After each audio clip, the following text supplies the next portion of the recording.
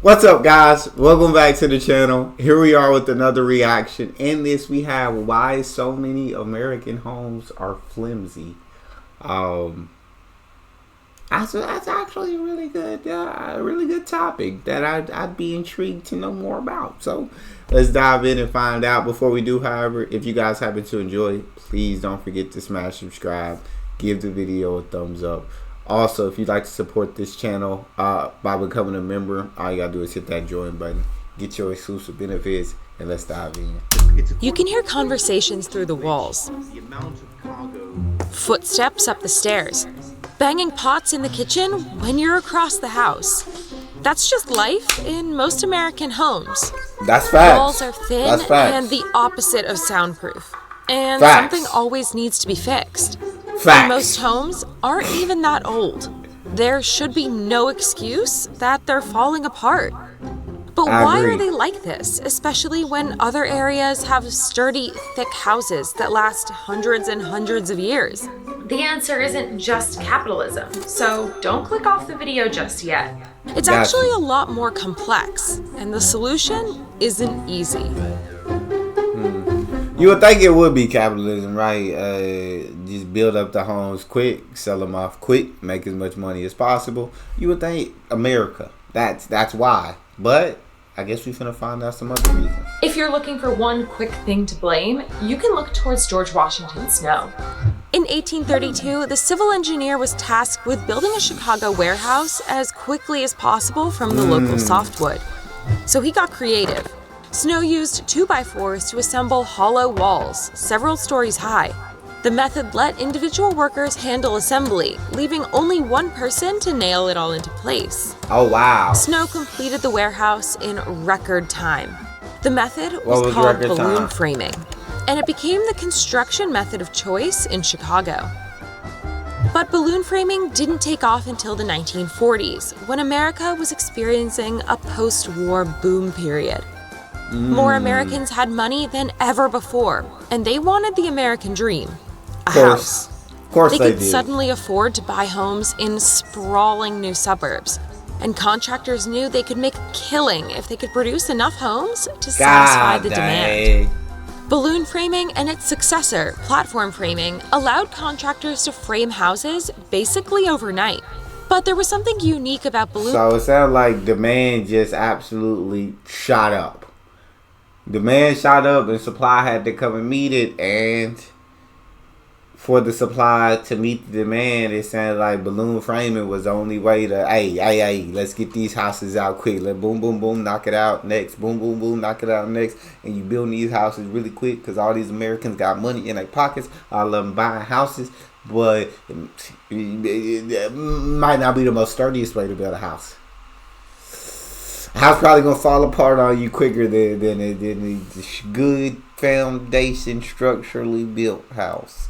But we can blame George Washington for ordering that construct warehouse as quick as possible, and where balloon framing came into place. Balloon framing that made it only feasible in certain countries like the US and Canada, and not in Europe.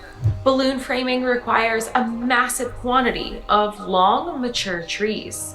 And America had an abundance of super tall, mature trees. Plus, it was an easy and cheap construction material for the newly growing suburbs. Wood is sturdy, yet flexible enough to withstand low-intensity earthquakes and tornadoes. If you want to hear about all of wood's good qualities, check out our video on the subject here. In Europe, wood is still incredibly expensive because so few forests remain, and what they do have is heavily protected. So the average European home is built with brick, stone, or concrete, and they're many centuries old. These materials can be sturdier and safer than wood. The houses are centuries old, so the proof is in the pudding that it sounds like they're definitely sturdy. Wall has a, shocker, higher fire insulation property rating compared to a wooden frame wall. Oh yeah, that wooden frame wall gonna burn. One of these concrete walls has a fire rating of around 4 hours till it's destroyed, as compared to a wooden framed wall which only has a rating of around an hour. Insurance carriers also have long-term data suggesting that homes constructed of brick are less likely to be destroyed by natural hazards. And if saving money is your game, the U.S. Department of Energy estimates that you could save $340 a month or over $4,000 a year on heating and cooling if you live in a brick house over a wood one. I'm sold. Say less. $340 a month? Say less. I am officially sold. Talk to me. It's estimated that losses from wildfires have added up to $5.1 billion over the past 10 years, a number made even more bloated by all the wood-framed houses. Now, to be clear, wood isn't necessarily a bad building material. I mean, take a look at the Fairbanks House in Dedham, Massachusetts. It's been standing since 1637.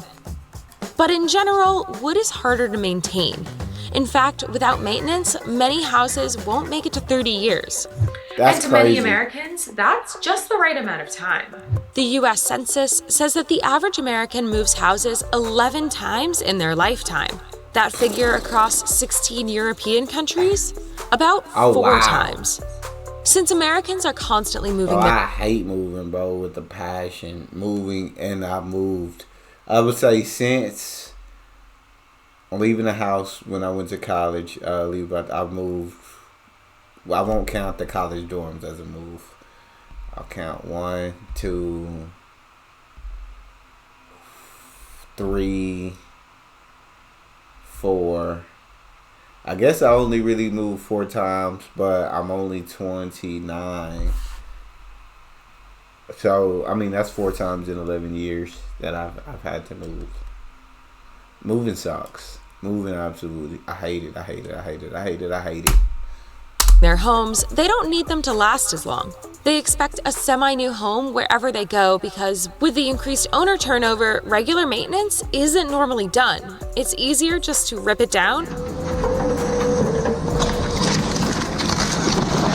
and start over fresh. But why do Americans move around so much? You can blame the job market. In America, it's much more common to hop around between companies. The opposite is true in the European Union. The World Bank reports that the median tenure of the average U.S. employee was 4 years, while the median tenure in the EU was 10 years. Oh, yeah. Part of that culture of constantly shifting jobs is moving to a new area to take that job, meaning you've got to move houses. There you go. So, short story, blame George Washington Snow. Long story, blame the shifting U.S. job market. True. Interestingly, we aren't the only country in the world to have famously flimsy houses. Oh. We share that title with Japan.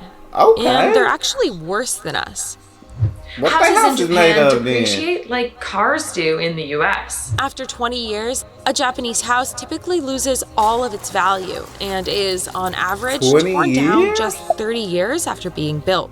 According to a paper by the Nomura Research Institute, it's a major obstacle to affluence for Japanese families. The collective waste is approximately an annual loss of 4% of Japan's total GDP. Jesus. The total amount of new houses built in Japan every year is on par with the United States, despite having only a third of its population, which is shrinking every year. 87% of Japan's home sales are new homes, compared to only 11 to 34% in Western countries. Part of the reason for this is that... God dang, Japan! So I guess because the houses are falling apart that quickly, then they have to build more houses to replace them, and then you're stuck in that process. So while America does have flimsy homes, Japan tops them in that category with even flimsier homes. But yeah, America, a lot of people move for work, and yeah, there's not I guess back in the day, Americans stayed at jobs like for their lives or for long periods of time, but nowadays, it's like, no, like, you're going to go to whoever's offering the best money. Because at the end of the day, like, money isn't everything, but the world does revolve around money. Like, it is a necessity. It's not everything, but it's a necessity. And if you can make more, you go for more because You never know what expenses is gonna come. But it's just funny to think though. Like it seems the more you make, you're still stuck in the same position, unless it's a substantial amount more. That the Japanese love new things. Their frequent and severe earthquakes make old houses, cheap wood frame houses from the same post-war boom we had, dangerous and without proper seismic reinforcement. It's considered futile to invest in their maintenance or try to improve them. That's especially reinforced, the Nomura Research Institute says, by concepts of impermanence in the Shinto religion. Take a look at Issei's Grand Shinto Shrine, a huge religious site that is rebuilt from scratch every 20 years. Unfortunately, it's very expensive when you apply that same principle to houses. Americans wanted cheap homes to fulfill their dreams of home ownership after World War II. Yeah. But the tricks that contractors used to make that happen have made it easy for us to view homes as disposable and unworthy of repair. But times could be changing. A recent trend that hasn't unseated wooden framing yet is modular or prefabricated homes. Modular homes are constructed in sections away from the building site and then put together on the property. But they're actually framed with 8 to 10% more wood, so they're extra strong for transportation and are designed to be sturdier than regular homes. Instead of nails and screws, walls are connected using joints and strong glues. It's a method that has become increasingly popular for making tiny homes, but hasn't managed to beat out balloon framing on the most important thing to contractors: price.